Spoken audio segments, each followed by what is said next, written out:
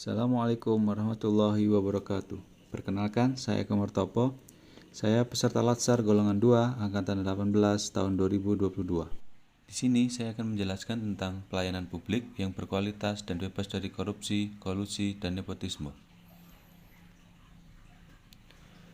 Pelayanan publik yaitu bisa diartikan pemberian layanan atau melayani keperluan orang lain atau masyarakat dan atau organisasi lain yang mempunyai kepentingan pada organisasi itu sesuai dengan aturan pokok dan tata cara yang ditentukan dan ditujukan untuk memberikan kepuasan kepada penerima pelayanan.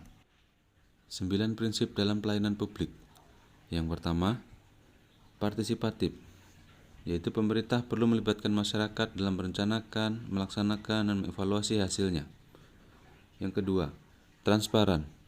Penyelenggara layanan publik harus menyediakan akses bagi warga negara untuk mengetahui segala hal yang berkaitan dengan layanan publik yang diselenggarakan tersebut, seperti persyaratan, prosedur, biaya, dan lain-lain. Masyarakat juga harus diberikan akses yang sebesar-besarnya untuk menyampaikan pengaduan. Yang ketiga, responsif.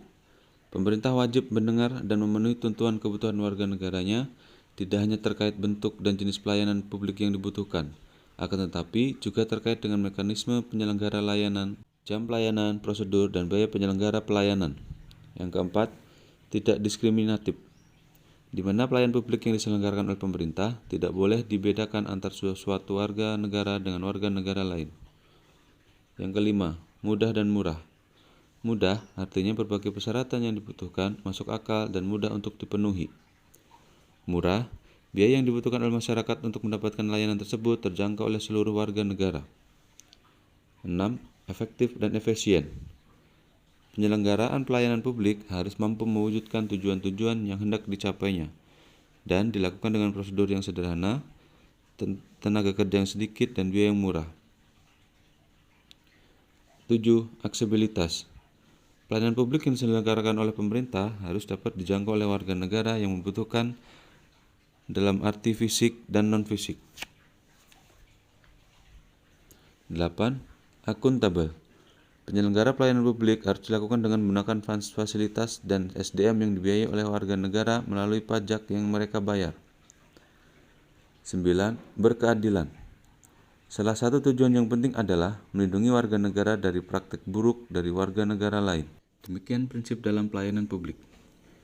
Sekarang, bagaimana pelayanan publik yang berkualitas? Pelayanan publik yang berkualitas adalah pelayanan publik yang bebas dari KKN, yaitu korupsi, kolusi, dan nepotisme. Korupsi adalah penyalahgunaan jabatan resmi untuk keuntungan pribadi. Kolusi adalah bentuk pemufakatan jahat yang dilakukan secara bersama-sama dengan tujuan meraup keuntungan. Nepotisme adalah kecenderungan untuk mengutamakan atau menguntungkan saudara sanak sendiri, terutama dalam jabatan atau pangkat di lingkungan pemerintah. Contoh pelayanan publik yang berkualitas di lingkungan rumah sakit. Yang pertama, rumah sakit menyediakan kotak saran atau kritik sebagai wujud dalam mengevaluasi kualitas pelayanan. Yang kedua, rumah sakit memberikan pelayanan yang tidak membeda-bedakan antar satu warga dengan warga yang lain. Yang ketiga, rumah sakit bekerjasama dengan BPJS Kesehatan untuk melayani masyarakat secara lebih luas. Yang keempat, rumah sakit memiliki petugas kesehatan yang kompeten sesuai dengan perundang-undangan yang berlaku. Sekian pemaparan dari saya. Terima kasih. Wassalamualaikum warahmatullahi wabarakatuh.